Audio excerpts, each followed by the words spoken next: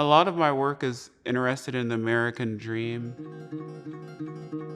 We're thinking about the American dream as this sort of desirable place that you would like to be, but it's also a difficult space to inhabit. So whether from a culinary installation, creating like a table that is hard to sit at and where you have to work together with other people, but it's at the same time fun and something you want to be a part of, or you making a sculpture that is, a ladder that is flocked and covered with some seductive material, but at the same time it's covered in thorns and like sort of prickly and nearly impossible to sit at.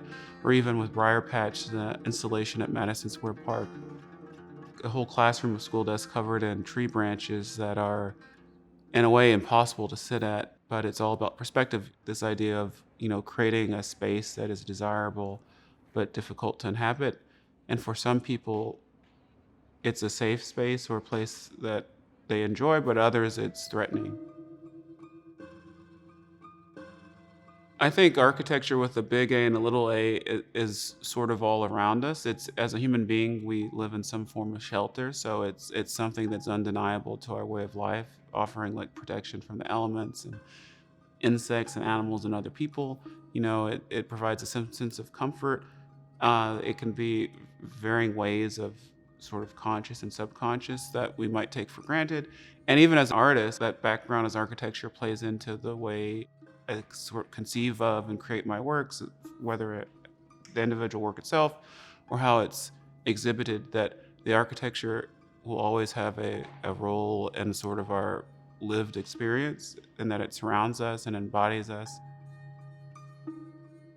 And even with some of my work that is more furniture-based, there's a similar role, that it's something that becomes very intimate and up close, like sitting on a stool.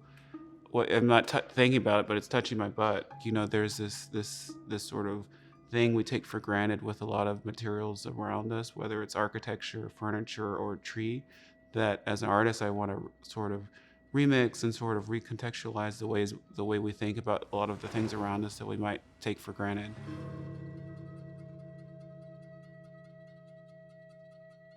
The most important aspect of my practice is that my work is relatable to anyone, that there's no like specific point of view that is the only way entry point to my work.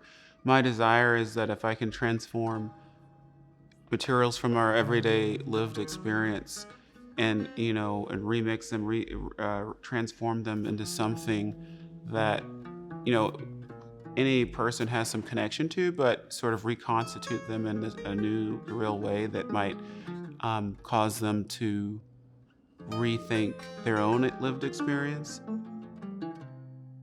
I think success is a relative thing in terms of, often with my own works, I think they have a range of what I think is successful about them in terms of, do they achieve what I'm after?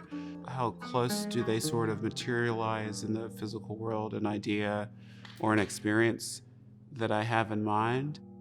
For me, I would like to think about success more in terms of, is my work that I'm creating achieving, is it able to have a dialogue with within people's daily lives?